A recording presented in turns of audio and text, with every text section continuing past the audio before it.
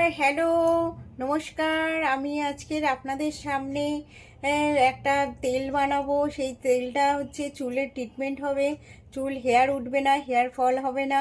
সেই তেলটা আমি আজকের আপনাদের বানিয়ে দেখাবো। তো আপনারা দেখতে থাকুন এর মধ্যে কি কি আছে।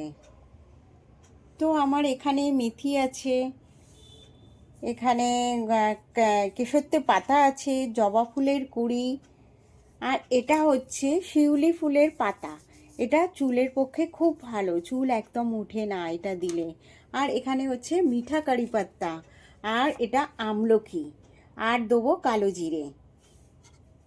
তো আপনারা দেখতে থাকুন। এতে একটা অ্যালুমিনিয়ামের বাসন লাগে, এই অ্যালুমিনিয়ামের বাটি, নালে স্টিলের বাটি দিলে পুড়ে যাবে। এটা একটা খারাপ একটা বাটি, অ্যালুমিনিয়ামের, যে এটা পুড়লেও কিছু হবে না, কিন্তু একটু সিম করে দিতে হবে গ্যাসটা, যাতে এগুলো না পুড়ে যায়, আস্তে আস্তে হয়। তো আপনারা দেখতে থাকুন।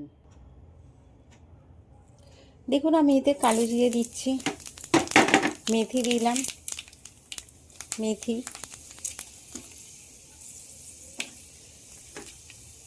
কেশুরতে পাতা, আর এটা জবা ফুলের কুঁড়ি, আমলকি, কারি পাতা, শিউলি ফুলের পাতা।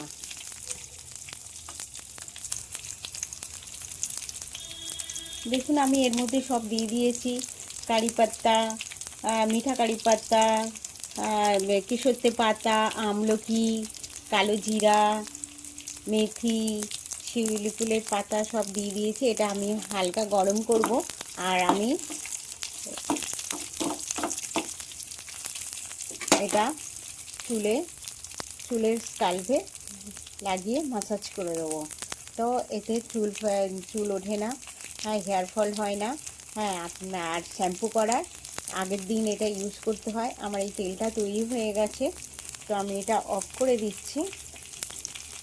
এই তেলটা বেশিরভাগ এইগুলো দিয়ে রোদে, যদি তেলের মধ্যে দিয়ে রোদে যদি 7 দিন ফেলে রাখেন, তারপরে যদি ইউজ করেন, তাহলে আরও ভালো সেটা।